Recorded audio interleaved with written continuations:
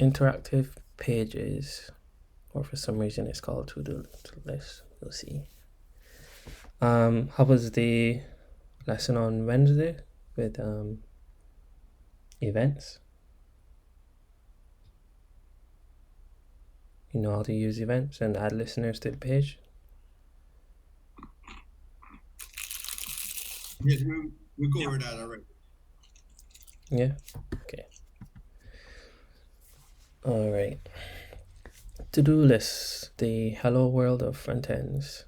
Task added, marked as complete, and removed. So, I'm sure everyone here has used the to-do list before, or a reminders app, or anything like that. Just a list of tasks that you can check or uncheck and remove. Some allow you to update them before you remove them, or update them or check them. So it seems we'll be building one today. Using local storage.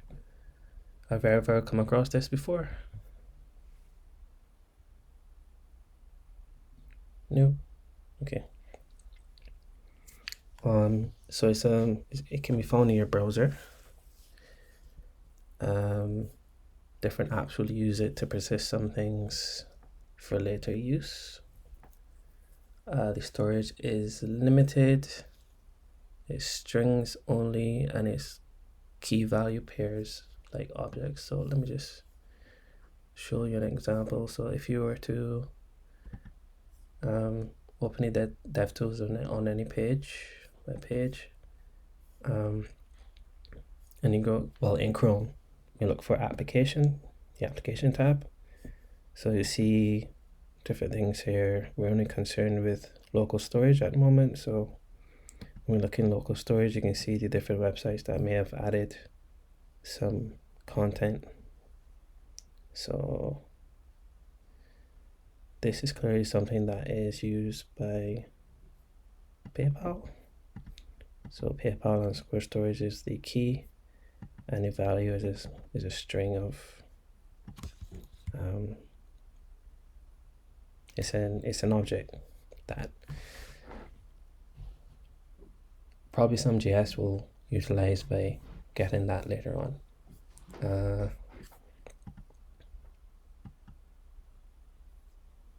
Doesn't work on files loaded in the browser. Oh, okay. Do you guys want to code along with me on your separate machines, or do you want to use code sandbox? And what I can do is send you guys a link, and y'all can help me, or like actually build the thing. Can we download the files to work that locally, or we have to code alone online?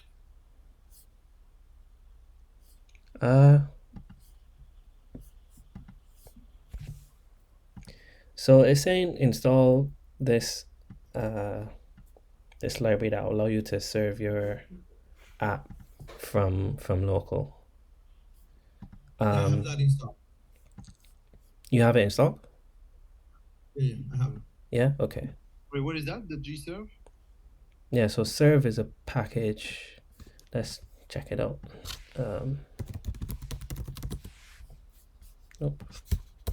So we install it on our machine, yeah? Yeah, you can install it on your machines. So yeah, it serves a static website. So whatever's in a folder, normally it would look for the index.html if you have one, and it will display that. What command should I run to double check that I have it in this computer? Conversion or something? Yeah, so I don't have it installed, but I'll install it. npm install serve.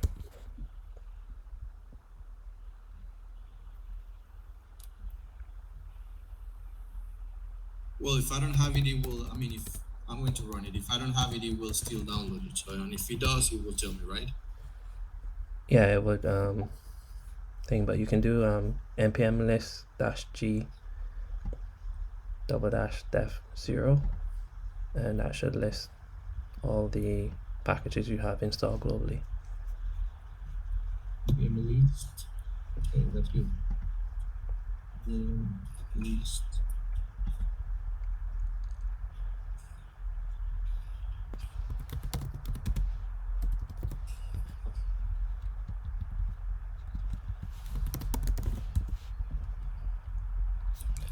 Or serve -- version if you have it installed, but if you don't have it installed, it will probably fail.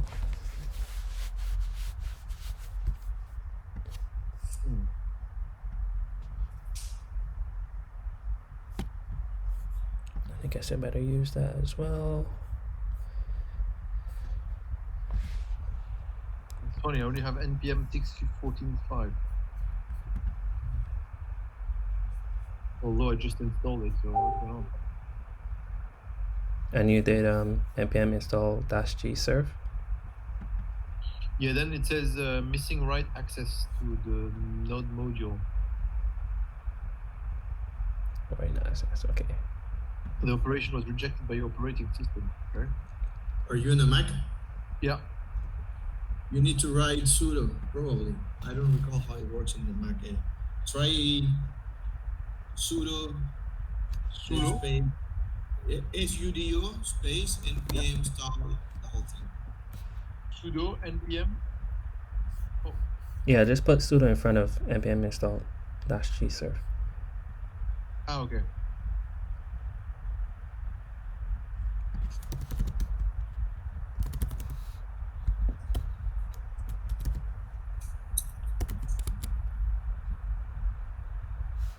Password. Ah, okay, I got it. Yep. Installing now.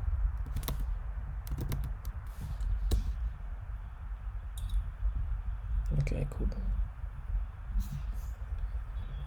So you can create a folder somewhere where you want to work and create an index.html, an app.js, and a style.css. I'm gonna put the stuff from index.html and styles in the chat.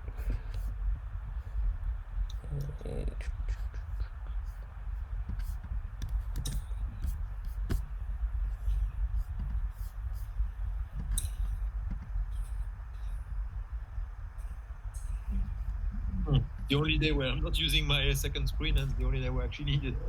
How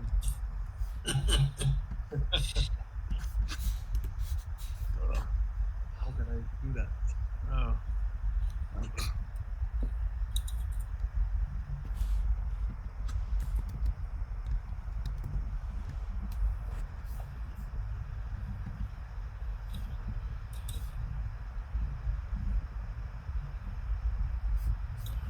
Probably didn't paste that right.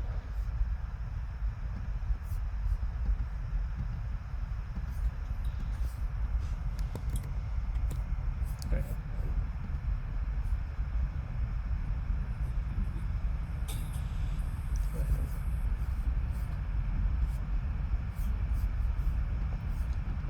This is just HTML and CSS that I took inspiration from. Didn't steal it. So what, we're supposed to copy that index.html. Yeah, so you can create an index.html file and put that in, and then you can put these styles in the styles.css file. You just let me know when you're finished.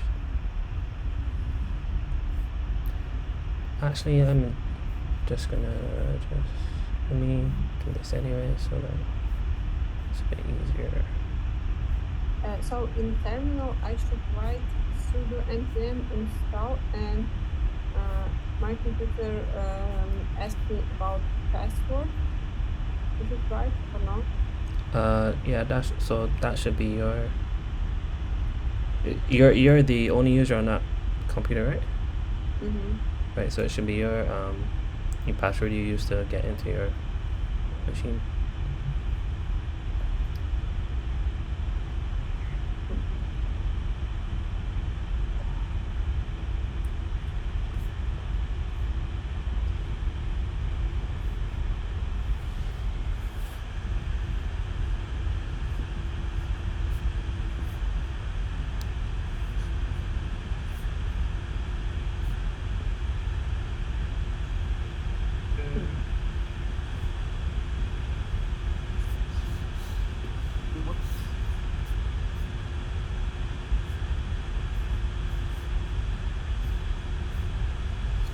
It should look something like this when it's done.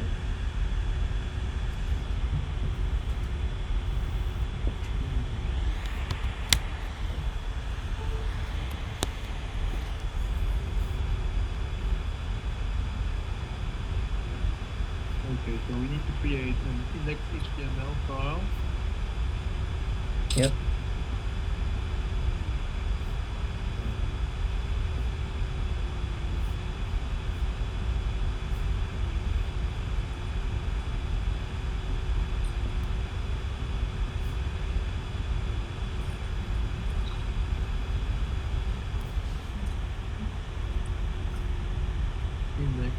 Index.html. Index.css. What else do we need to create? So just an index.html, an app.js, and a style.css. Just put those flat in the folder. App.js. Yeah, app.js.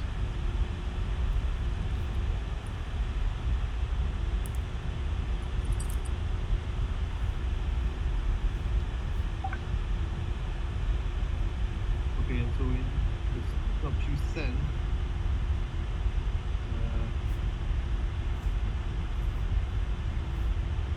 what goes where? The first one is HTML, right? Yeah, the first one is HTML. The second one is CSS. Yeah.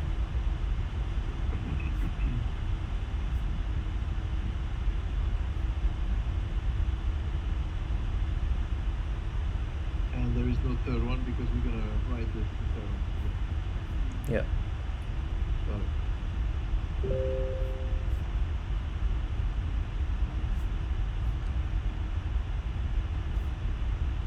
Cool. Did everyone manage to get serve installed? Yeah, what needs to be done. It doesn't look like yours. Mine is not.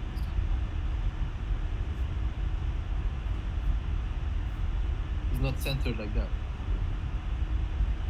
It means my CSS. Okay, because maybe the CSS is in a folder or something.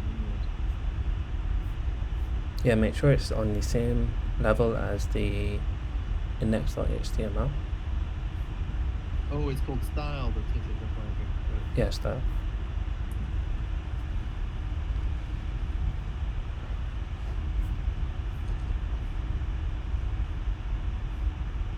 Yeah. Okay.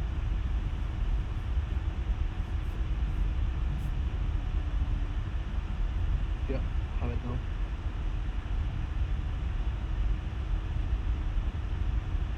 Does anyone not have it?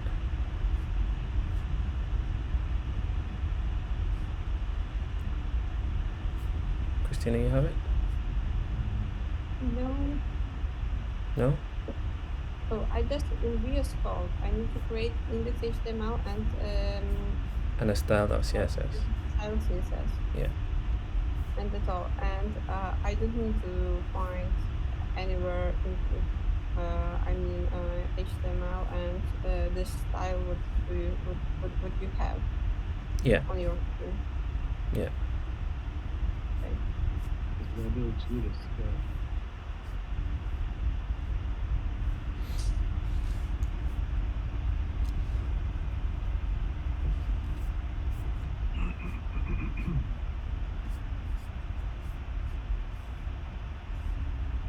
And just run serve from a terminal in that same directory and visit the link, and it should show.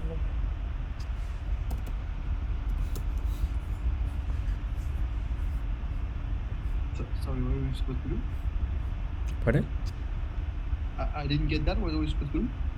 Yeah, so once you have those two files, three files in the folder, you can open up your terminal, and once you're in the directory where you have those three files, just Yep. run serve, and that should run the server. I think the default here is localhost 5000, and then once you visit that in the browser, you should see the index.html. Okay.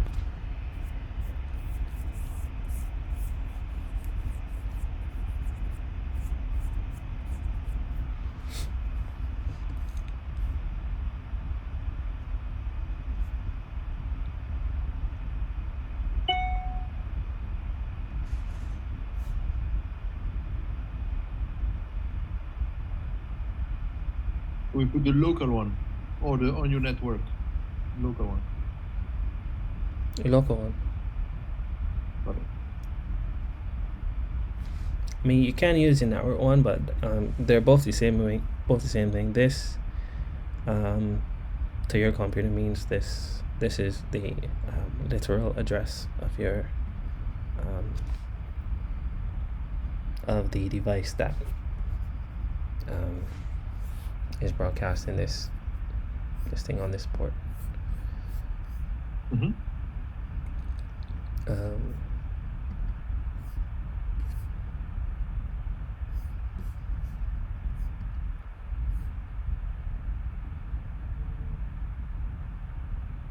You ready? Yep. On my desk.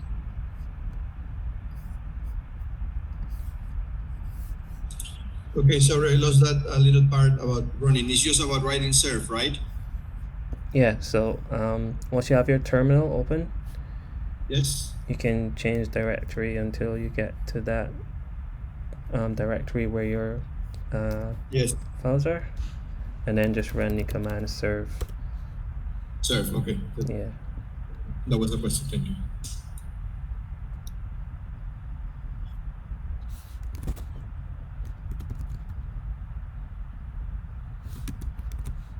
And interactive pages, this folder I should create?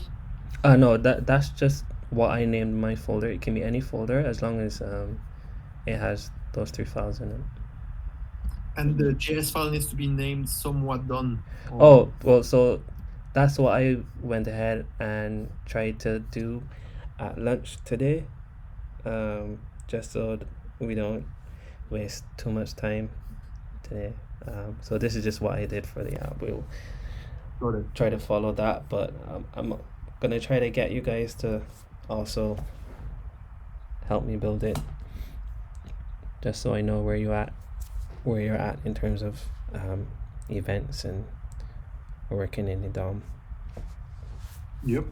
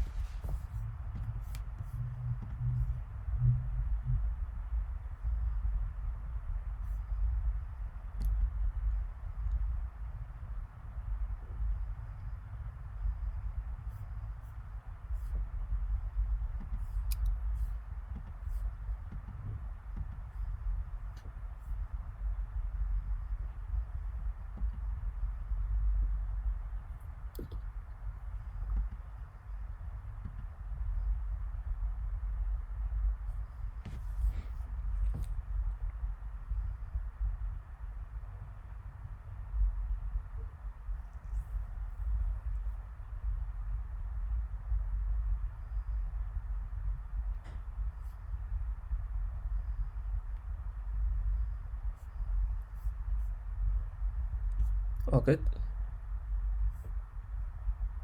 Christina?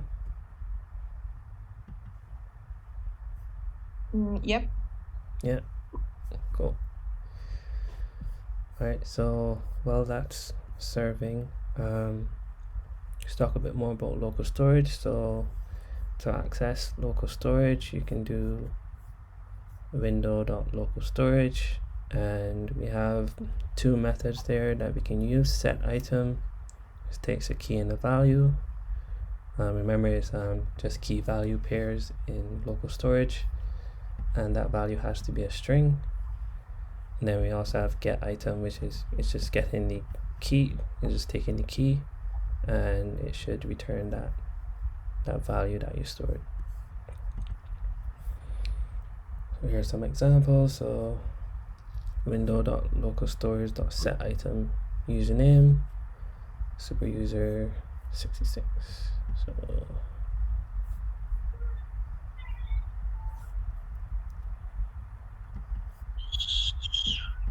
What is local storage? I mean, I guess it's self-explanatory, but just so I'm sure I'm understanding. yeah, so local storage is just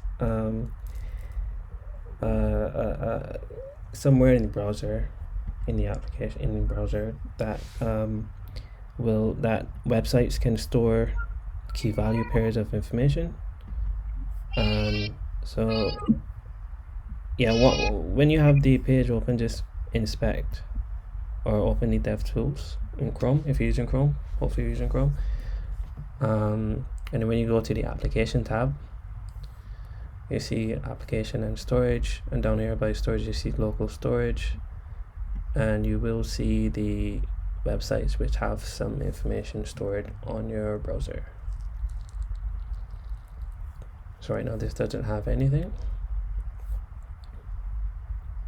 but if we go and we say window local storage set item username and it's just let's say just a string. If I refresh, so this runs as soon as the client loads this HTML, CSS, and JavaScript. So set item, put this key, username, and a value of user1 in the local storage. But what the purpose of it? Is it like storage, like when you have like Google saves your passwords, stuff like that? I guess kinda. The passwords will be more globally available. This stuff is only relevant to this website, so I wouldn't be able to go on another website. We're not to cookies yet, but cookies are down here, and I'm sure at some point you'll get into setting and removing cookies, but for now we're just dealing with these key value pairs of data. It's just very simple data, or should be. It's really used for anything that you want to persist.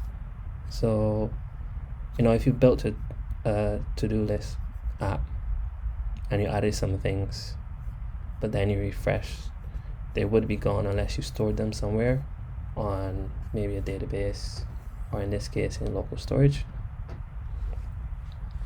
So this is why we'll be using local storage in this tutorial, in this session. Okay. So it's if you go and buy some shoes on the website and it's in your basket, and then you go back and it's still in your basket, that's local storage then.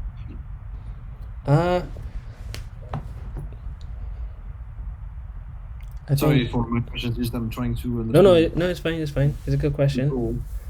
Mm-hmm. I'm sure some websites might do that, but they would probably also have some reference on the database. Not on the database, on the back end, keeping track of what that user is doing, because they could probably, I don't know about you guys, but if I'm shopping on Amazon, I could be shopping on my laptop, and then I need to get up and go do something. I could continue on my phone, and I would see the same stuff that I had in my cart on my phone, on that were on my machine, my laptop. So it's is anyone counting the that I'm doing? Because I have a lot of push-ups to do.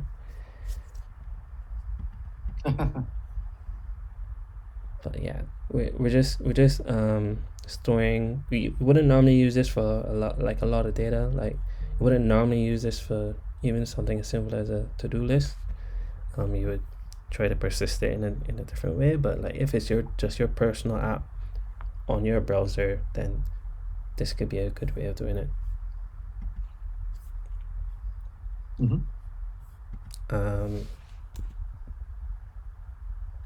So we can also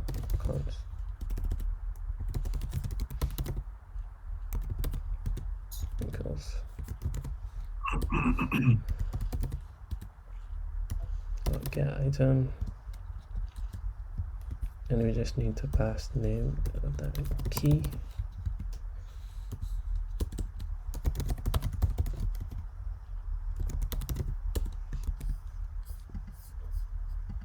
So if I refresh, the key value pair was created and stored in local storage. If I refresh, it's still there, although it's probably recreating when I refresh. If I look in the console, I just console log the data that I stored with that key name. Yeah, so set item and get item. So in our case, we'll probably be setting and getting to-dos.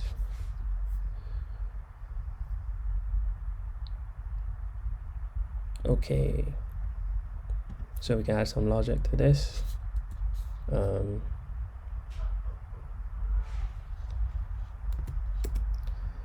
Const get username. Patrick, can you please increase the size of the font in your editor? By the way, I was also looking at the previous videos, and the bigger you made it, the better, because it's hard to watch in the YouTube videos. Oh, okay. I'll note that down. Sorry. This is a good size now? If it can be bigger, better. I can read it in my second monitor, but in my laptop it will be a bit difficult.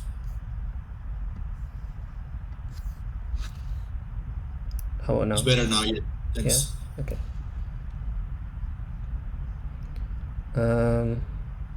What was I doing? Get username.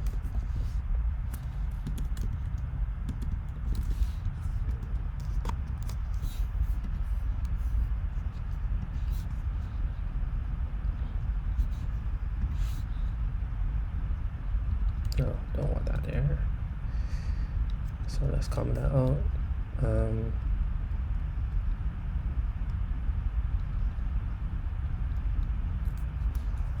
Right, so if username null, then where prompt user for username. Is prompt a thing? I can never remember. Prompt.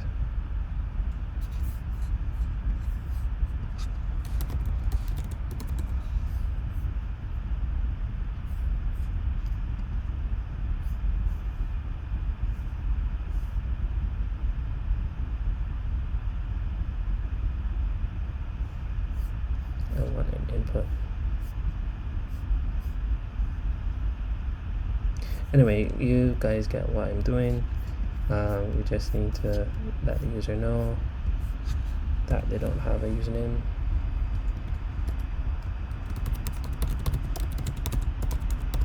We would probably have to set up some kind of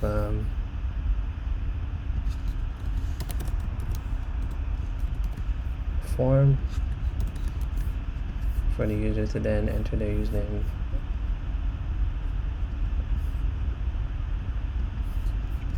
Let me clear this and refresh. Right, so then we could take that and yeah, so let's do that. Const username. So if the username equals no, then we want to say you want to set that. So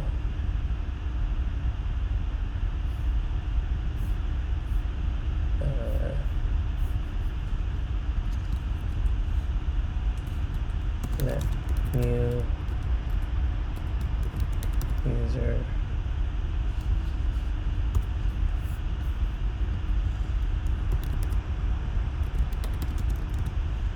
equals prompt,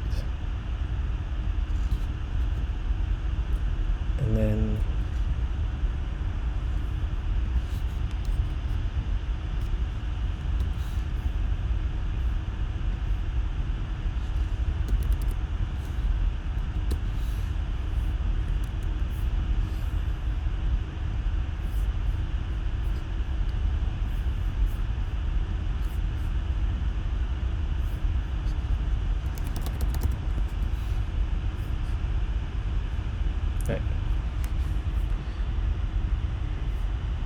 so I just created a function.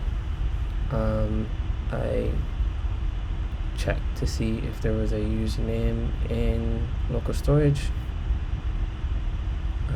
If it's not there, I prompt the user to enter a username. Then I take that username and I set it in local storage using that key that I want to store it in. So if I refresh, I shouldn't be prompted, but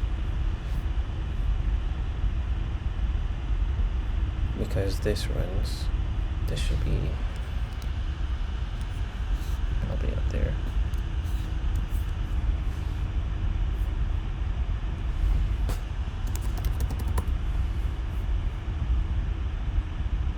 Right.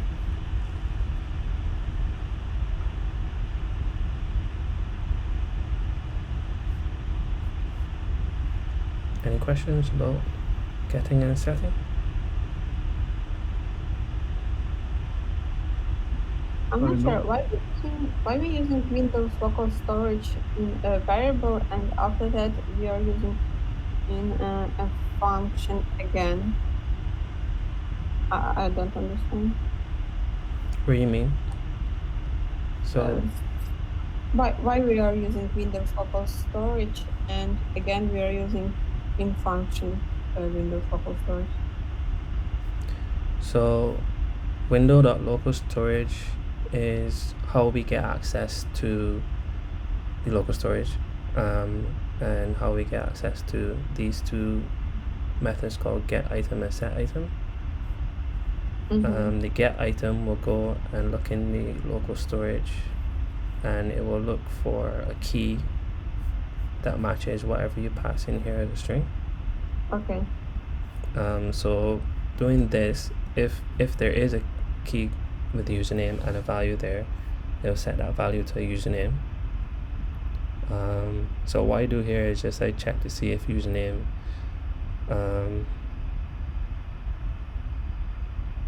if it's empty, then I want to get the user to add a username. So I prompt them using this prompt, which puts up the little window here, and then I can enter a name.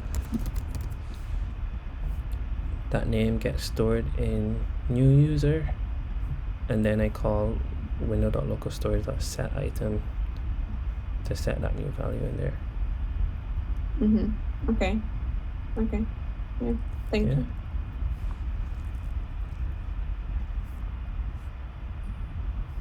Why am I not getting the user prompt as you did it? Are you I might not be calling the function. Hold on. I might not be calling. Yeah, exactly. I'm not calling the function. Sorry. Patrick, can I bother you to copy paste the code into the No problem. storage?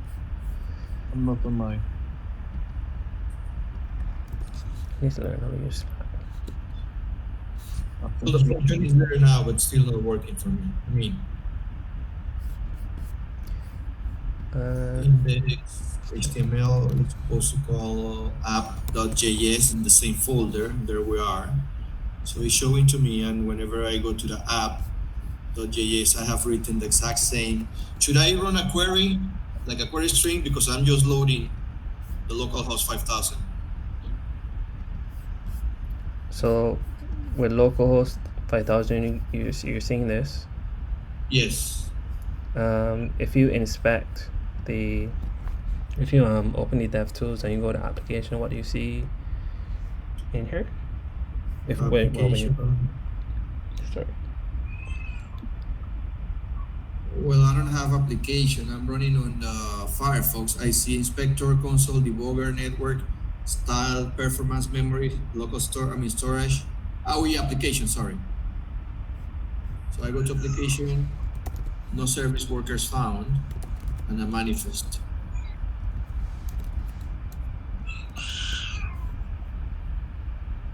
Let me open from a different browser just in case. Yeah, mine doesn't work either. Just maybe because my. Oh, it should work now. Okay, I'm in Edge. Let me open the inspect application. Okay, I see many things in here.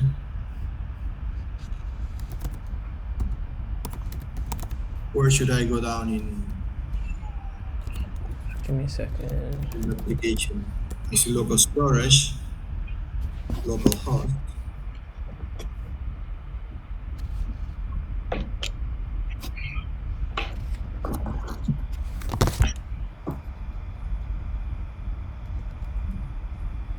Yeah, it works on my machine. Is it working? Yeah. Just by loading localhost 5000? Yeah, so when I refresh, and I have nothing as an application, then I get the message.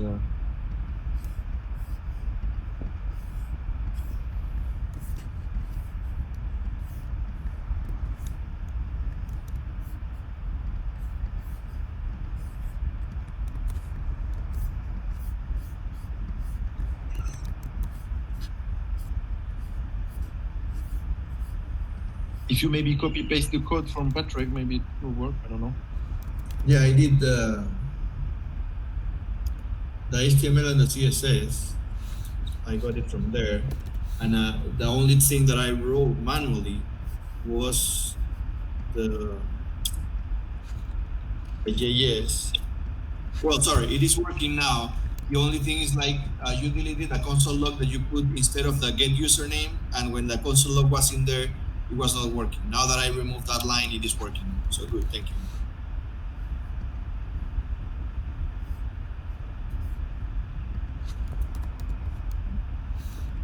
Sure.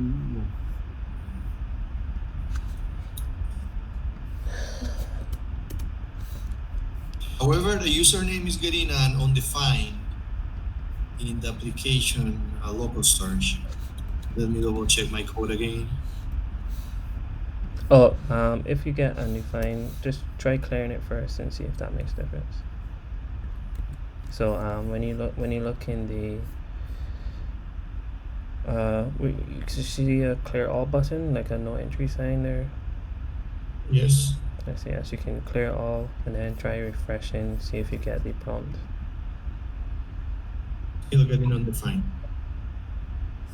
Okay. When I'm doing the new username in the JS, I'll check it with your code once we get there. Okay. I probably should have set up this code sandbox before. This might have been easier because I can actually invite you guys to actually code along with me.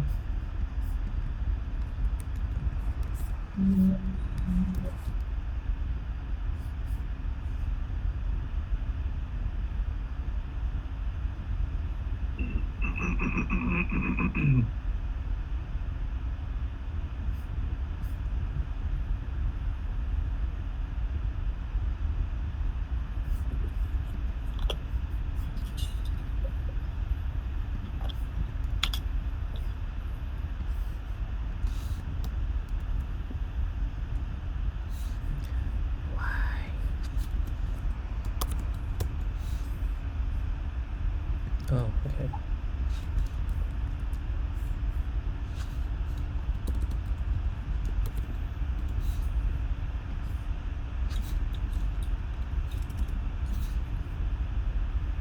Oh.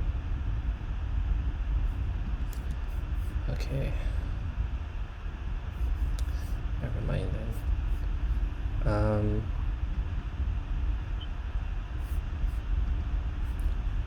Or maybe I can do Windows Live Share, maybe? No. Yeah, I installed it on my computer. The live share.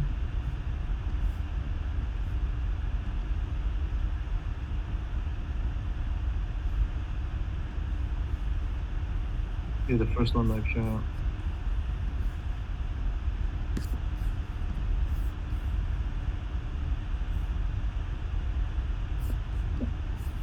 So if I do Live Share.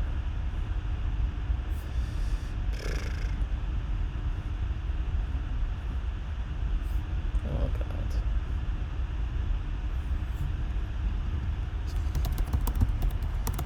Shall we connect ourselves as well?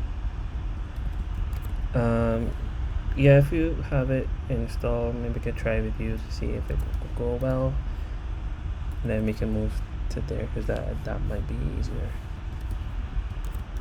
I have. Shall we add you as a contact? Yeah.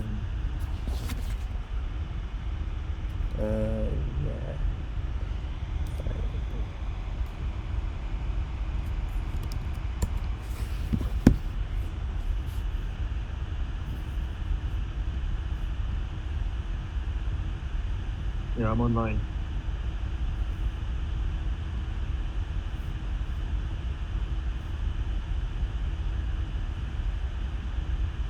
Anything I need to do on my side? It's my. I don't know what it is. I'll send you, I think you can send your link, invite others.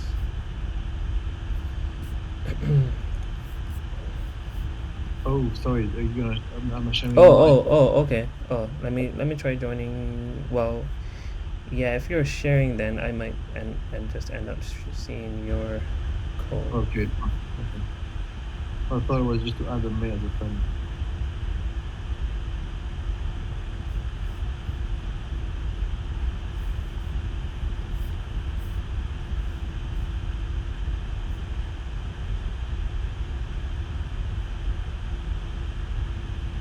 I can see Patrick. Yeah, I can see you.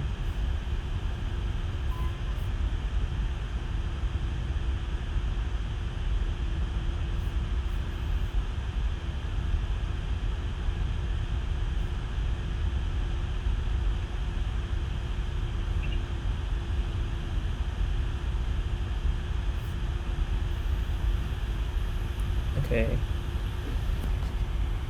Waiting for the host approval. Come on, Tom. I'm your friend, man. Sorry, am I the host or? Yeah, Aren't since you? you're hosting, you should be the host.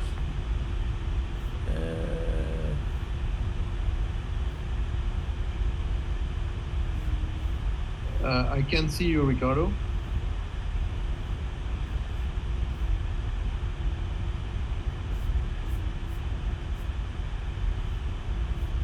Oh, yeah, I can see you now.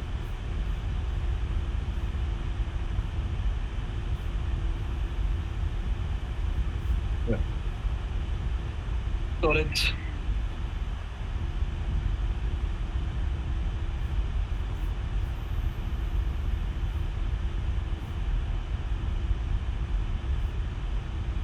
Okay. Can everyone join? I can, Ricardo can, and you can, but I think I can't see Christina. Yeah, so I install, and after that, what I should do?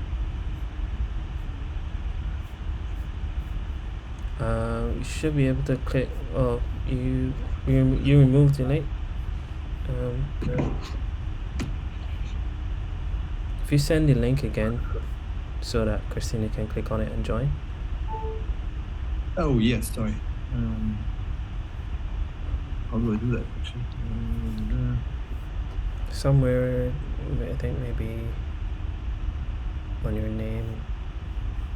If you click on your name in the bottom bar, you should get an option to copy link.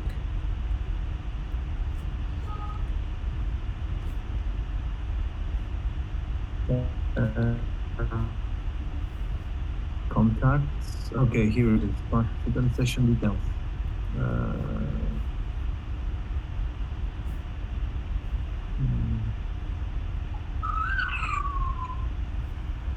Is it the node one, huh?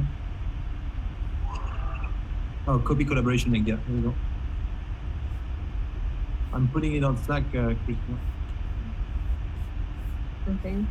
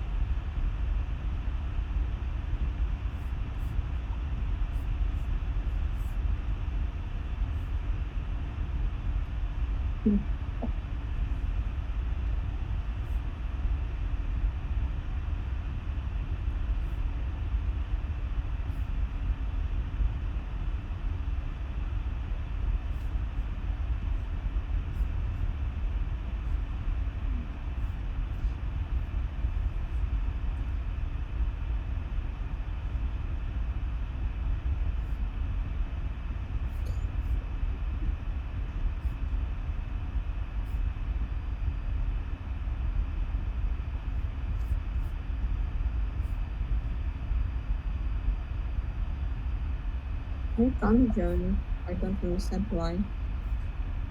Can I share my screen? Yeah, sure.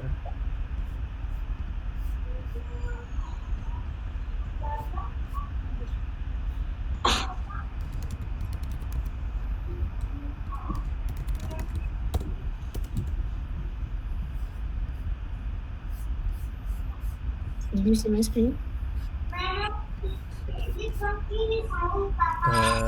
Not yet. No. Okay.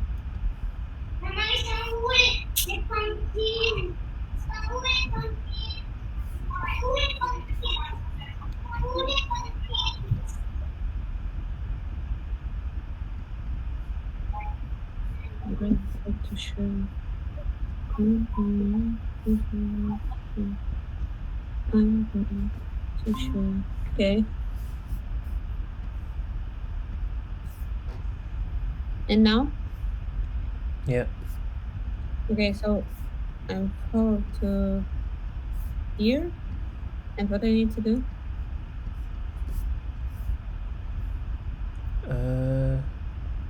I guess you could join from the browser, but I should have opened VS Code. This one? Here? If you try clicking on the Visual Studio Code logo there, maybe that would This open it. one? Yeah.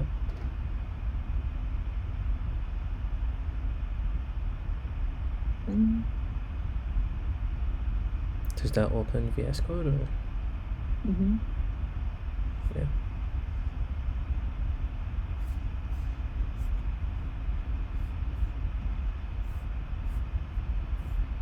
And what I need to do? So again. This new share. Okay.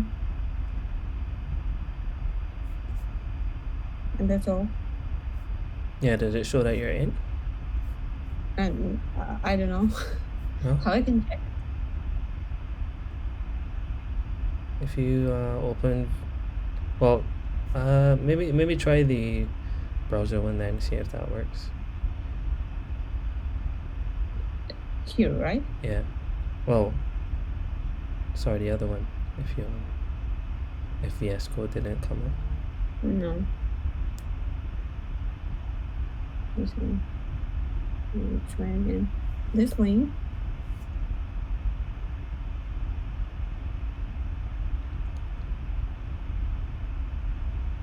Yeah, try it.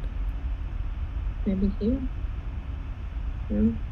Nope. No, I have already.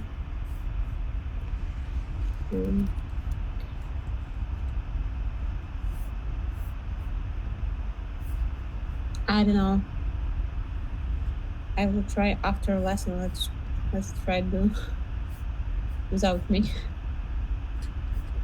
No. Patrick, can I share my screen? Yeah, sure. Oh, sorry. Stop now. My entire screen. Okay, hold on. What is not letting me? Oh, it seems like it's coming. Hold on.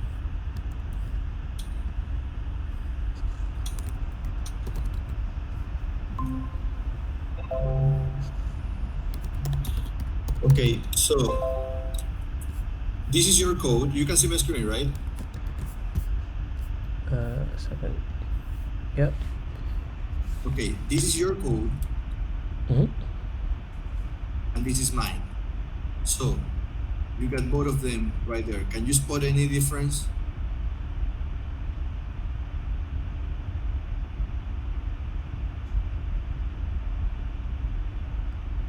Not so far. Okay, because yours is working and mine's Oh, is I not. see Let it. me. I see it. I see it. I see it. If you look at Wait. get username where you're calling it on line 10, it's Yes. capital N for name. Well, Oh, then again, you're using it on both places. You're never mind. Oh, that's fine. I thought well, yeah. it was a difference. I was. Should I use lower? No, it doesn't really matter, It right? doesn't really matter. I thought it was different on the other one. I thought it was different. So This is the thing. And when I'm coming here, I control R. It's not asking me for. I think is doing that in a different browser. Hold on. It's a different browser. Well, it's not doing it either. And it's the same code. I got it working somehow. Not anymore. okay, I think I got. I think I've managed to get code sandbox to work. So I'm gonna post a link there, and if you could click on that and see if you can get into my code sandbox.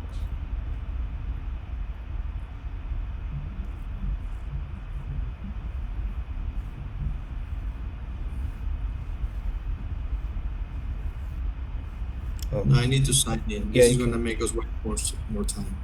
Oh, Let's keep going. I'm gonna delay here, but I don't know why. I mean, we have the exact same code as you notice. I'm not sure why it's not working.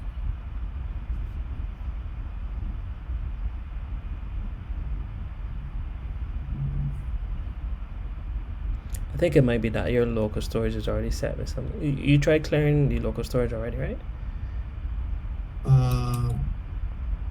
I did that and it worked before. How do I do that here? Delete all? Yeah. And refresh. Nah. For some reason, it worked. This other browser. Delete and load again. It worked before in here. Yeah, it's not getting me the prompt. Okay. It's not before.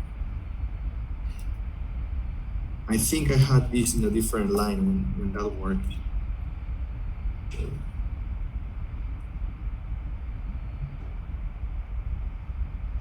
Okay, let's keep on with the class.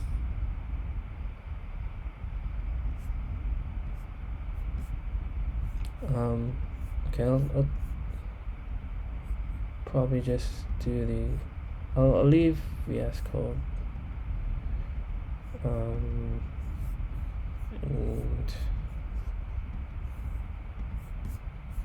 might be better if I still continue in code sandbox so that at least afterwards you guys can still get the code easily.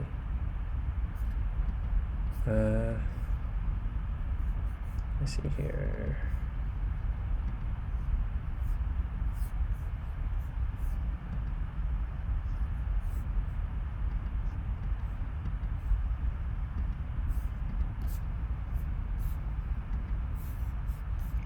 Reset.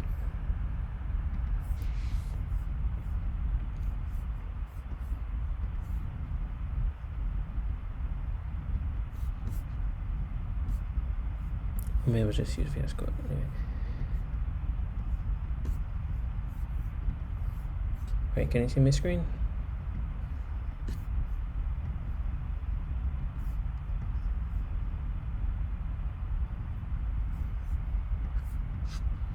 Yeah, no, maybe so.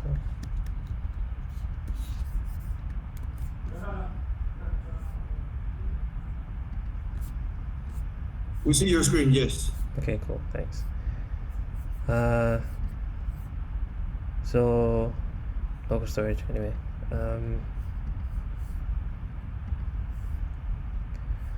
Right, so as I mentioned, the key value pairs, the value is always going to be a string. So this is where this is where JSON comes into play. Have you seen JSON before? Stands for JavaScript Object Notation. As you said, it's just text, not objects, and can be parsed. When we looked at quotas in HUD,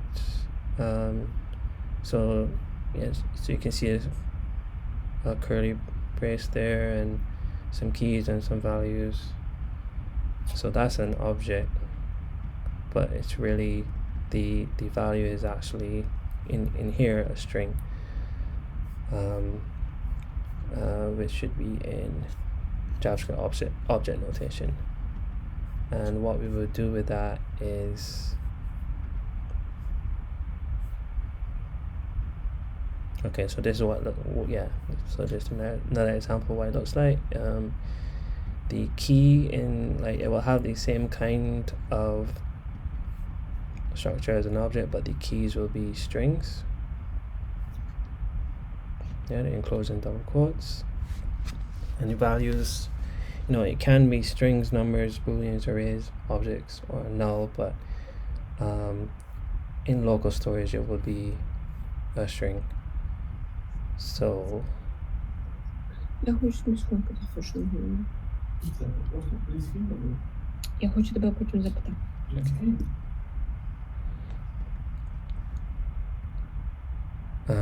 Yeah, all just a string.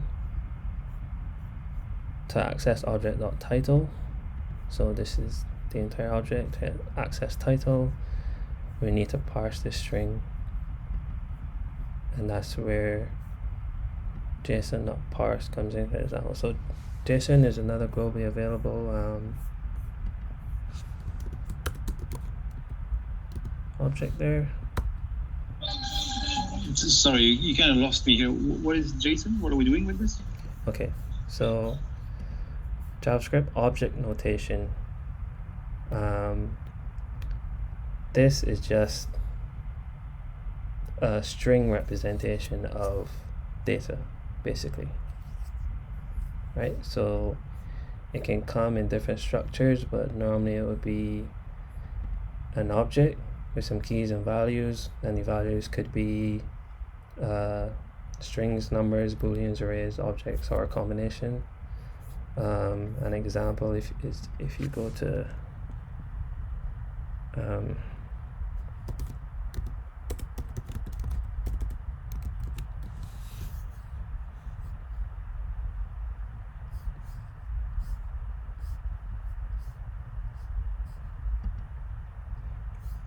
JSON placeholder, this is where you can go if you just want some quick dummy data to work with.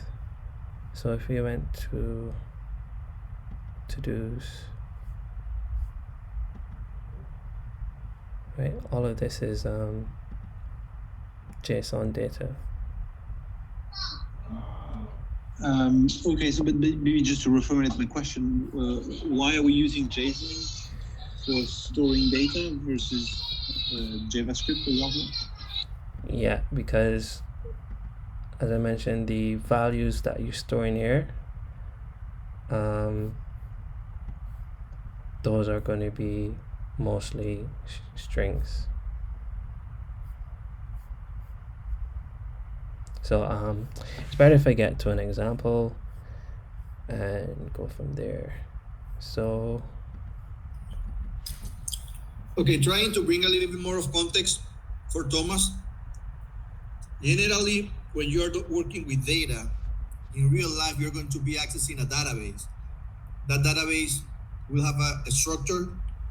JSON, think about it as a data type or a data structure, and basically, it's a JavaScript notation where you will have mostly objects with something like student object. It will have a field ID with an ID number and a student name with a string, a student last name with a string. So it's just a data format. In this case, the data is provided for this example, but it's just the format that the JSON, that the data that we're going to be accessing is given on in this particular case. So don't get distracted by the name. It's just a format that we're going to be getting, the format that we're going to be getting the data for this example. Okay, got it. Thank you.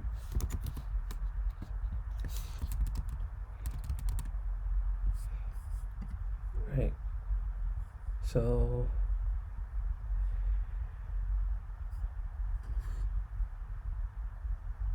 yeah, so there's a good example here. We'll just copy.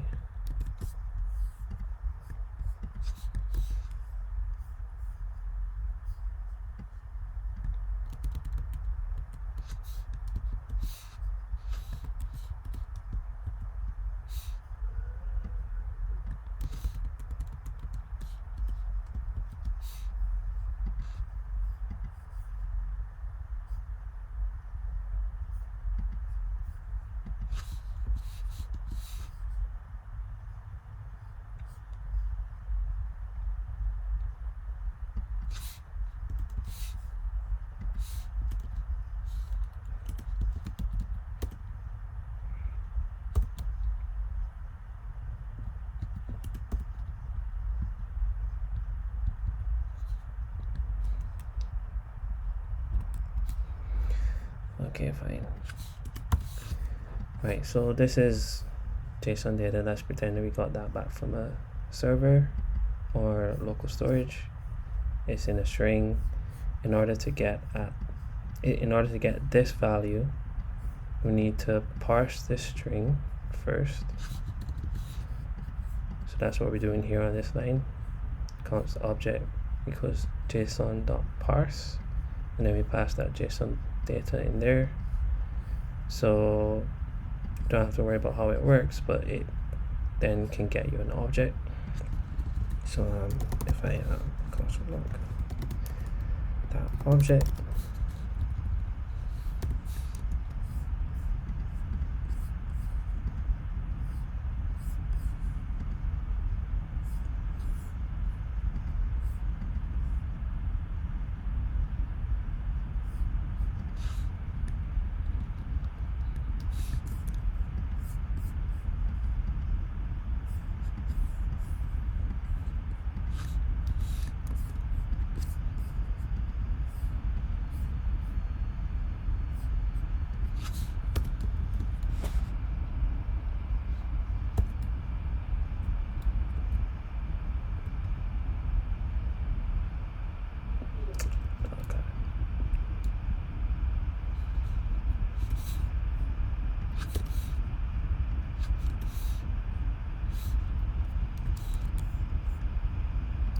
sorry.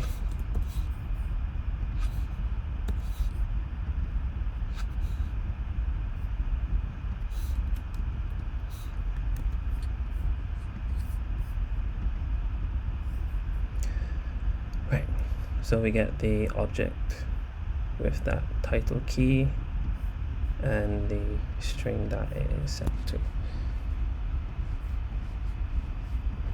And therefore this will be true.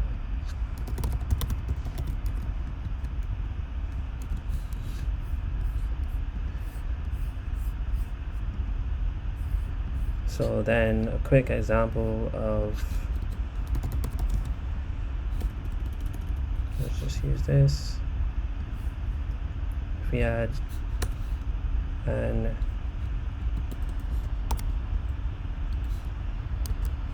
array of to-dos.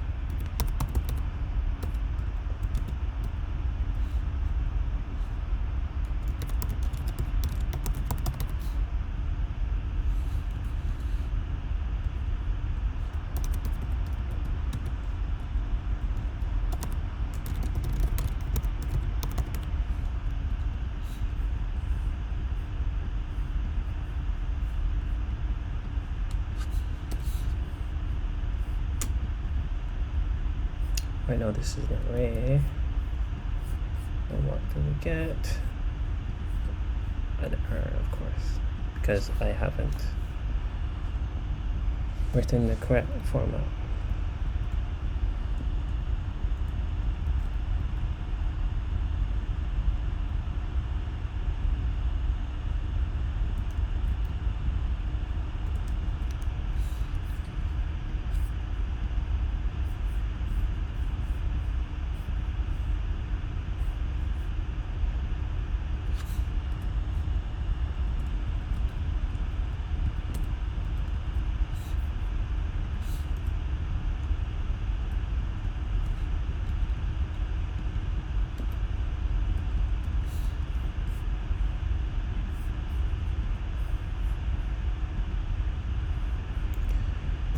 So we could then get an array of to-dos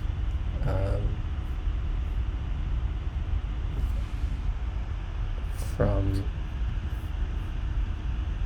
the application if it was saved in local storage. So to set this, we could set up parsing it. We could just window dot local storage dot set item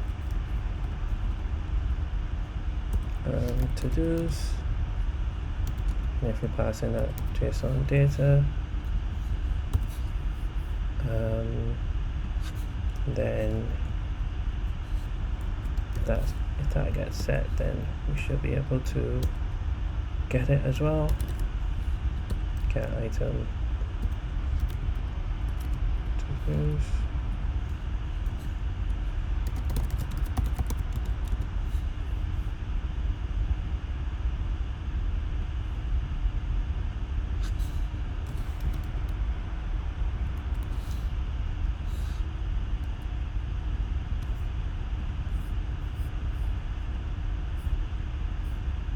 Right, so we created a key called to-dos.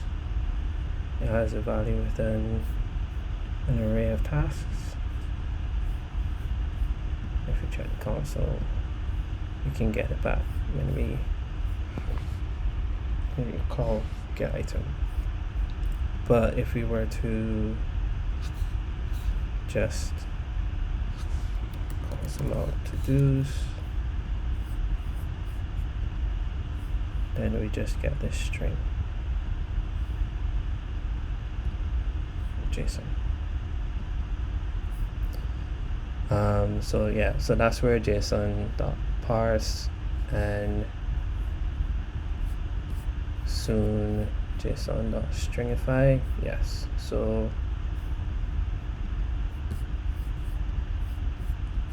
if you hadn't put JSON parse, how would it look if you just no,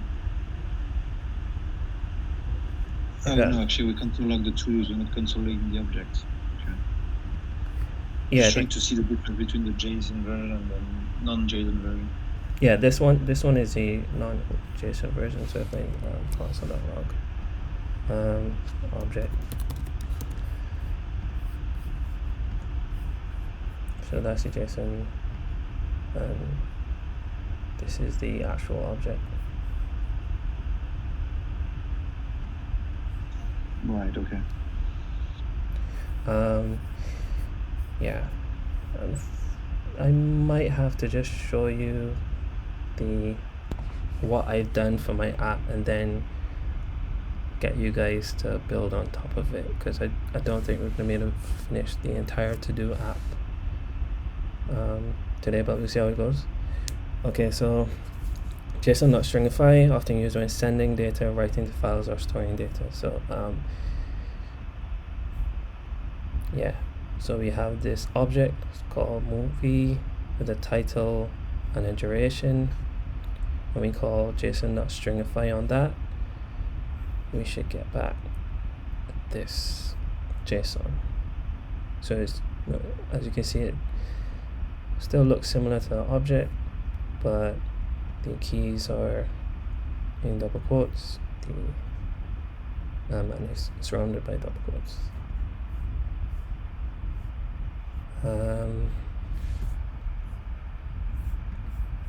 So JSON data, if we did console.log,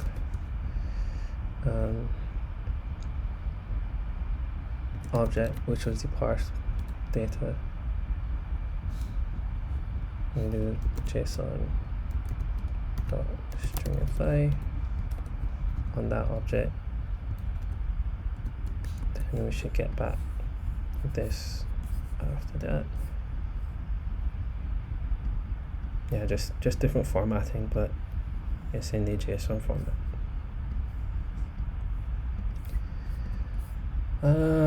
I'll just show you, well, let's go down, what's next, examples.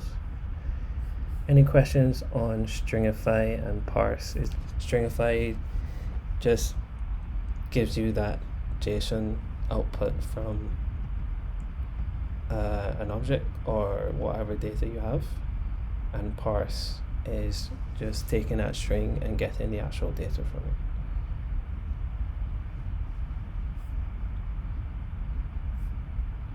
So parse is not the opposite of stringify. Stringify is putting into a string, so a JSON object, JSON format, and parse will look through that string and make sense of it. If it's an object, an array, whatever it is, it will give you that data as JavaScript. Oh, so you could simplify and say stringify and parse are kind of the opposites. Yeah, they're kind of opposite, yeah. Okay, got it. Thank you.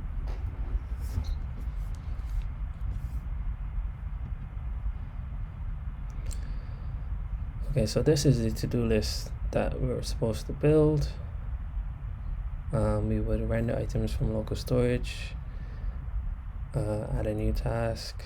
Well, these deliverables, we should be able to toggle the completed status of a to-do item. We should be able to remove that item, and then add a category to each task and display the category, and then build a category filter buttons. Do we want to start from scratch and try to see how much we can build and then maybe finish another time? Or do you want to see some of the code that I wrote that I can give you, and we can just talk through how I went about it?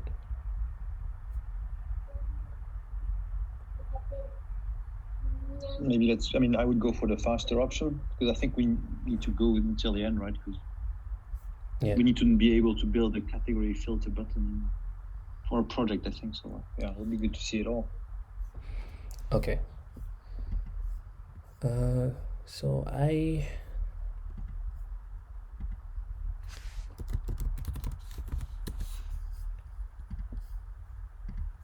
just went ahead and tried to do as much as possible on my own today at lunch.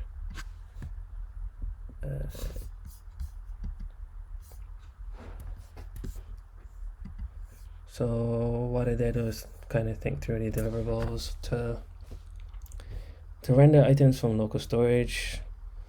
You'll have to, first get that data.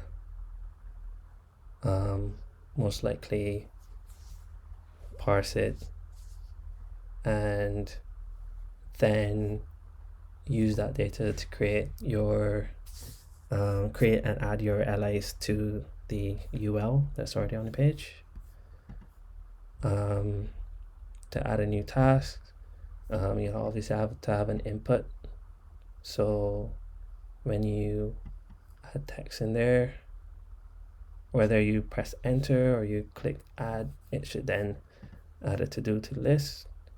But you can add it here visually, but you also have to add it to the local storage. Toggling, so when you have a list item there, when you click on that list item, you need to be able to toggle the status. So these three would you definitely use the knowledge that you should have from adding event listeners. You add a on click to the add button and on click to the LI itself, and then in my case I added just a little X button in the LI to remove the task. But I'll see if we can speed through this and add the category.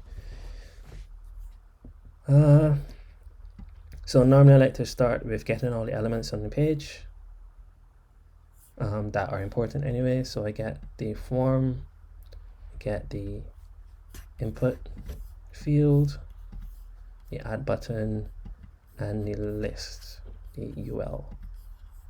So that would be this here.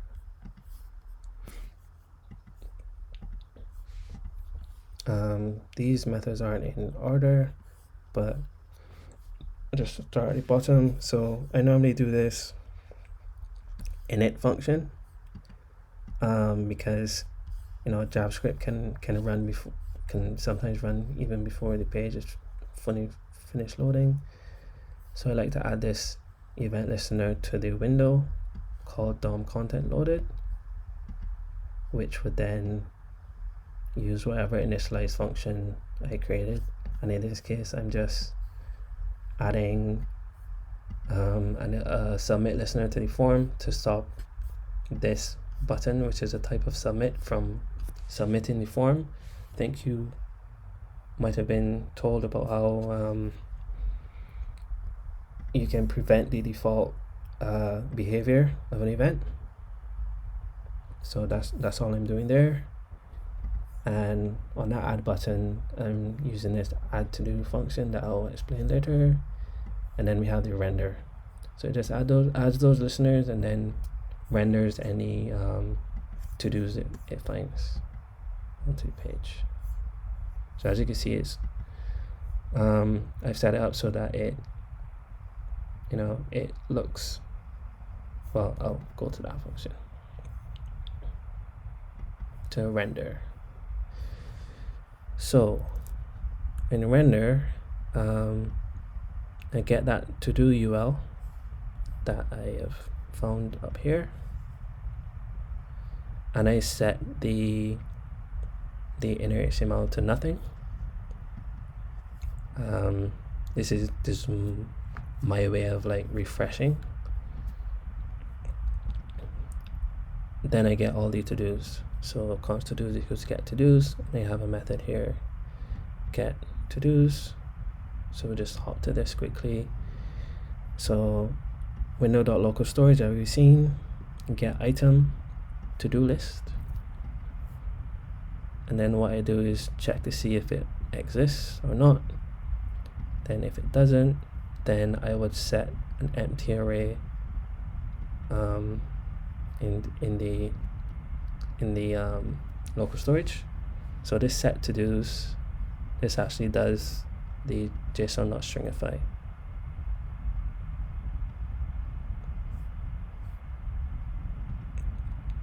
So this would be like an update to a final update to the database if you were interacting with the database, or just initializing one. So then I just return a blank array because I don't have any to-dos yet, but most places where get to-dos is called, I'm intending to do something with that data. But if there they are to-dos in the local storage, then I use JSON.parse on that to-do list.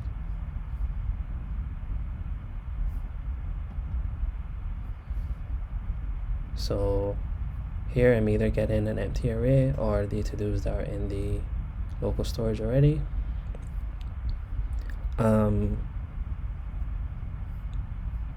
going to skip this line for now. I'm going to come back later to it. It's just the filter bit that I started on, but you would implement this after you've got the basics done. And then for each element in that array, I use the for each array method, and I render each to-do to the page. So render to-do li takes that to-do from that array. We create the li. Then here I append a text node to it with the to-do.task, which would be the string that is added here. I set the attribute to I set the ID attribute to to-do.id. ID is what is created when I use add to do, but I'll come back to that shortly. I also add an event listener here while I'm creating that li, that click event, to toggle the status. So completed or not completed. And I also add some visuals here if the to-do is already complete. But we see that when we get there as well. And then this bit is just the little X button. Is this working now? Yes, so this is just the little X button that I added to mine, so that when that is clicked, it would delete the to-do. But yeah, so we create a span. I just set the inner text to X, and we add a listener. So I'm sure you've been taught add event listener, but you can also, if you already know what the action is, so close dot on click would be the same thing as assigning an event listener, except you're just assigning it to the function instead of passing the function in there as it is. Yeah, so when the close button is clicked, and then call remove to do, which I'll show as well. Then I append this new close element, this span, to the li before adding that li to the ul. And yeah, so when this is rendering, it will do all of this. Is just logic is separated, so I can use this method outside of render. I can update the, like, it's good to separate the logic instead of having just one big function to do all these things. So renders. So take out the garbage. So just added a to do, and as you can see, let me delete this one. We have one to do in there with the ID of 1, a task of take out the garbage versus the text that was added there, and it is complete set to false. So if you go to where I have add to do, I have it wrapped in if statement, so I check the to do input dot value. So remember, I found the to do element in the HTML by using query selector, and This is just a check to see, you know, if it's empty, then I don't want to add anything.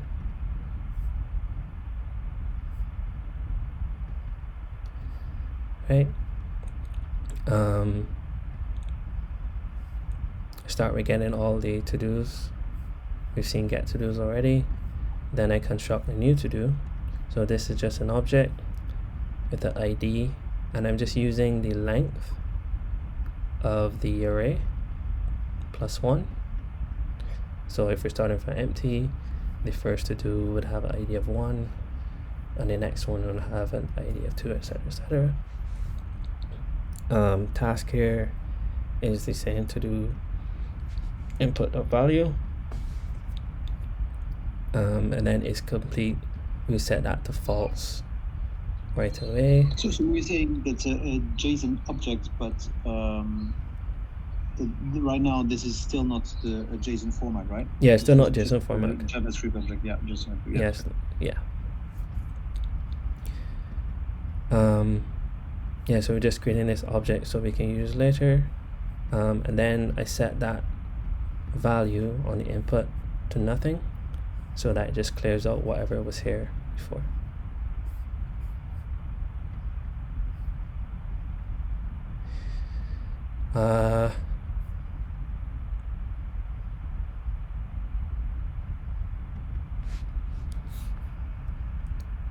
You guys haven't seen this before, is that right, or have you? Yeah. Yeah? Yeah, I think, yeah. Yeah, we have, yeah. Like spreading the array. Okay, yeah, so I'm creating a new array that has everything that's in this array. So that's the spread operator that's doing that. And then I'm also adding in the new to-do that I created here as an object. So then... Okay, so you're concatenating the two group of arrays. Yeah, so if this was another array, Yeah. I could spread it as well. Got it. Right, and then we have set to-dos, which takes those new to-dos and performs this operation that I created separately. So this is when it would stringify the actual JavaScript data and put it into JSON before putting it into the key value pair in the local storage. Okay, so if I add new to do, you have a third to do there, and you can see the IDs, task, and incomplete response. So I do that operation, and then I render the new to do.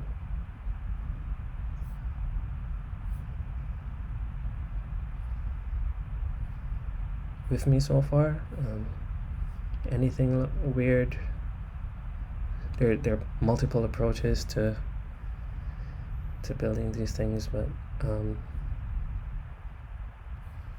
so far is it readable? I mean, yeah, I think the code is I think it's readable. I think it's a bit difficult to follow the logic, but I guess it's just maybe. I mean, I personally would need to kind of go through the code like slowly But I think I get the logic. There's nothing. I'm not. I mean, yeah, it looks fine. Yeah, sorry. It Looking forward to actually do it on my own and see how it works on my machine. Yeah, sorry. It wasted a lot of time earlier. We should have gotten into this quicker. But yeah, that's how things go sometimes. Okay, so we went through rendering and adding a new task to toggle the completed status. So remember when we are rendering it, before we even append it to the we're adding an event listener to toggle the status, and it takes the event from the event listener and I'm passing in the to do as well. So if you look for that method, toggle status, So we get the target from that event, which would actually be this span in here. So it's just a span in the LA. And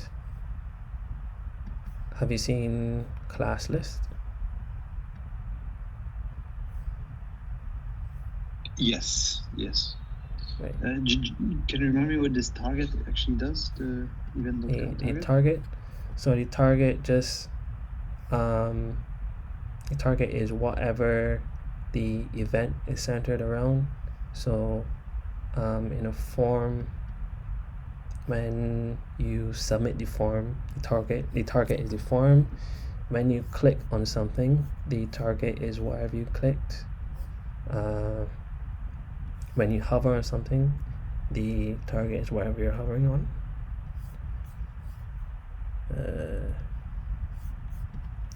So in this case, well, maybe I should have used.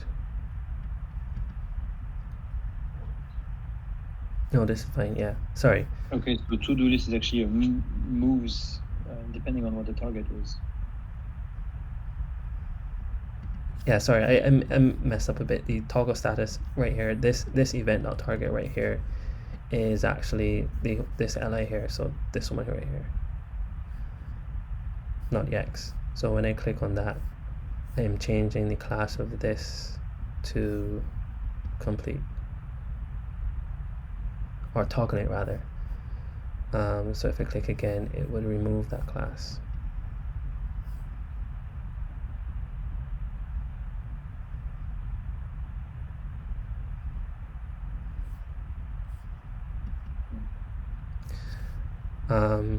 So I did it this way, adding it to the LA in here, because it just makes more sense than to, render all of these to-dos and then do, document.query selector LAs, and then query select all LAs, and then add an event listener to each one.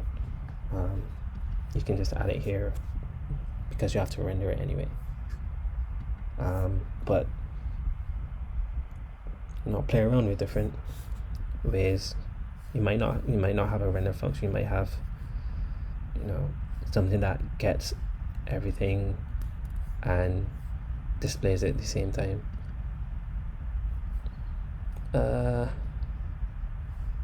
Right, so yeah, this part is just visual, and then update to do is when we're dealing with the local storage. So in update to do, I get the to-dos again. I check to see if that to-do that I'm talking about exists. So update to do, it passes the ID. So after I get all those to-dos, I'm doing a find will believe it returns that which I'm looking for. And then I create a new array, new to-dos, because I'm going to be updating new to-dos. And if I've found that to-do item, then I run this logic here. This could be done better, so maybe look at doing this differently.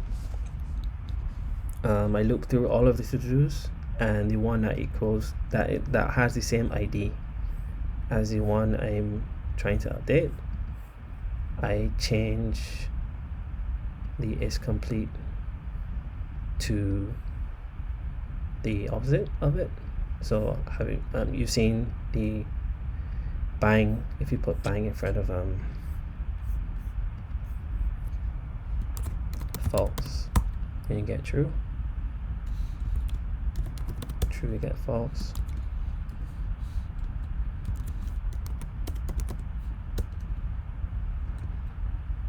Have you seen that before?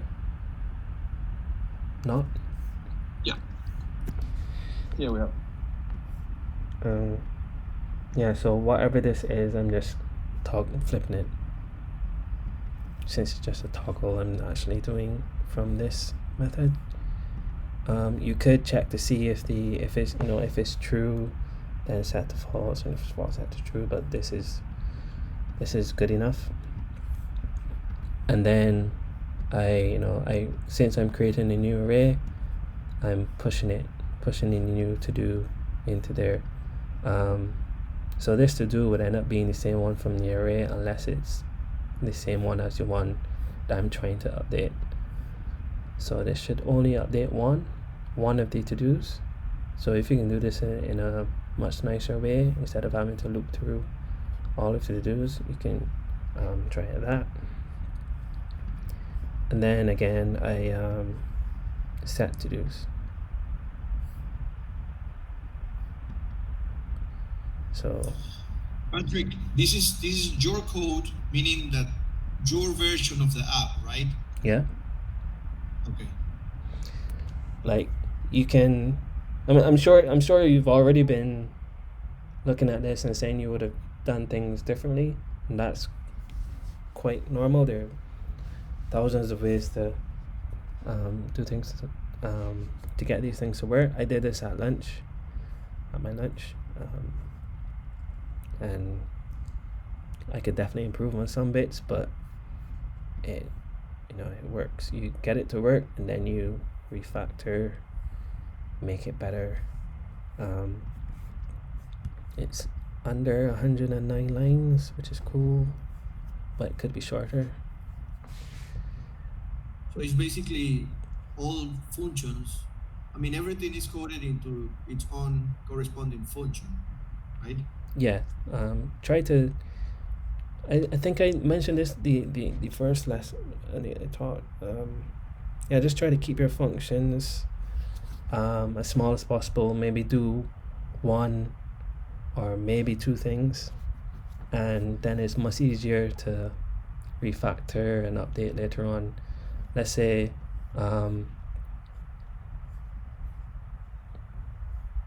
if I had add to do inside of render to do, then anytime I wanted to just add it to do but not render it yet, I would have to have some conditional logic in here. And even though this looks like it's doing a lot, in fact, I could probably break this down into different things. So this could be to create the actual li. So you have a function called create to do li, and then just return all of this into a variable you would create in this function. And you can also do the same for this close button, and then this function would then become 4 lines, I think, or 3 lines. But it's much easier to work in. And when you get to bigger code bases,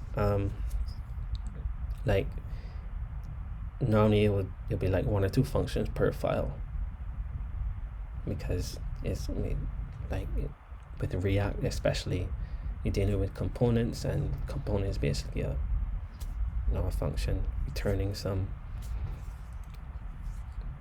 Are you sharing that code as part of the class so that we can revise it all after the class? Yeah. You all are gonna get this. Like I said, it's not complete, but definitely go through it, use it for inspiration.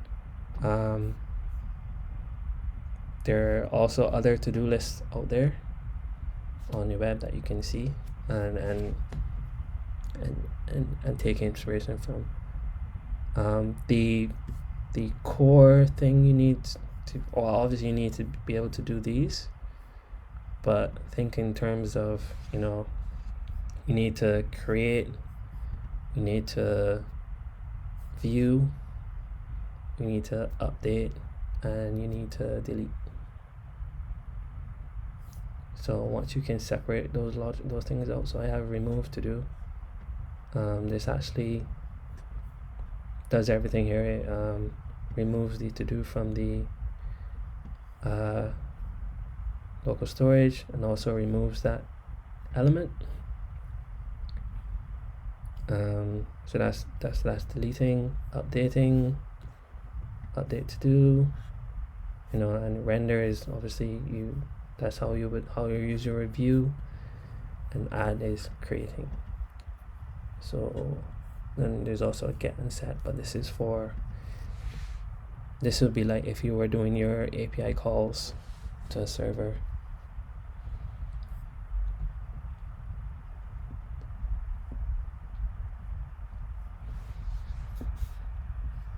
So what I would say is I'll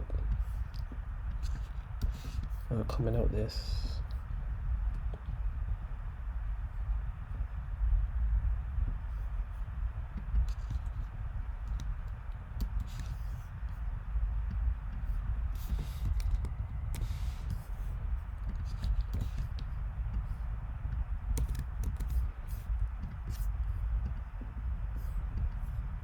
So I would say just use, I'll paste this in the group. You can use this code as a reference. You could get it running and play around with it, but try to code it from scratch, following the deliverables, because it does say at the end, I think, to add more features. I think categories is enough, but maybe you want to sort it in terms of importance, so you could add another property for how important it is, like a range from 1 to 4, and sort it in terms of importance, something like that.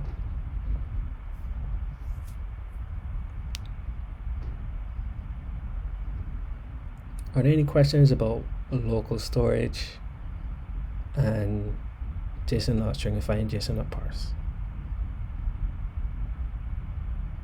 No. Because those are definitely two things that you need to do in order to work with local storage. You need to stringify that data before you set it in local storage, and when you're getting it, you're probably going to want to parse it if it's not just a string as a value.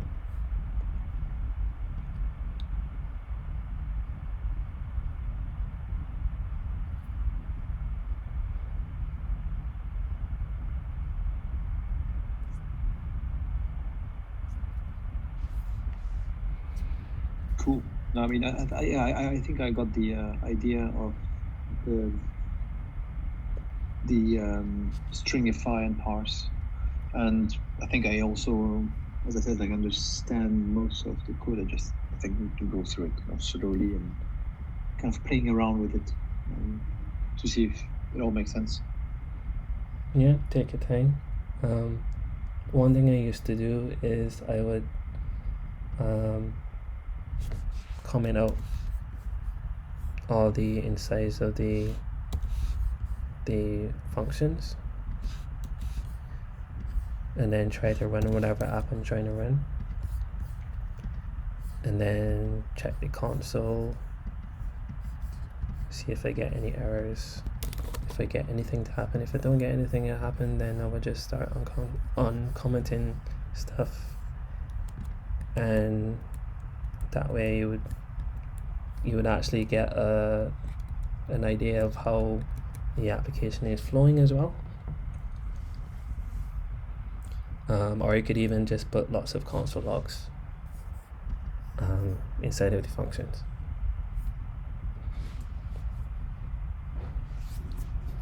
But yeah, sorry about today. This did not go very well, but I hope. I think the big takeaway is how to use local storage. Once you can do that, you've done CRUD apps before, I guess, with the Node app or the CLI app. So this is just using the browser and displaying it as well. So if we were to compare that CLI versus that one where we use the browser, how does the local variable comes in the CLI? The local storage? Oh, the local storage, yeah.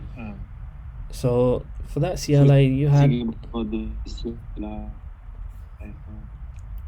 I think you had access to a db.json or something like that. Yeah, in that example, Thomas, what we had was the API was given. Oh, the API was given, okay. The API was given. Yes, you're right. Yes, the API was given. Yeah.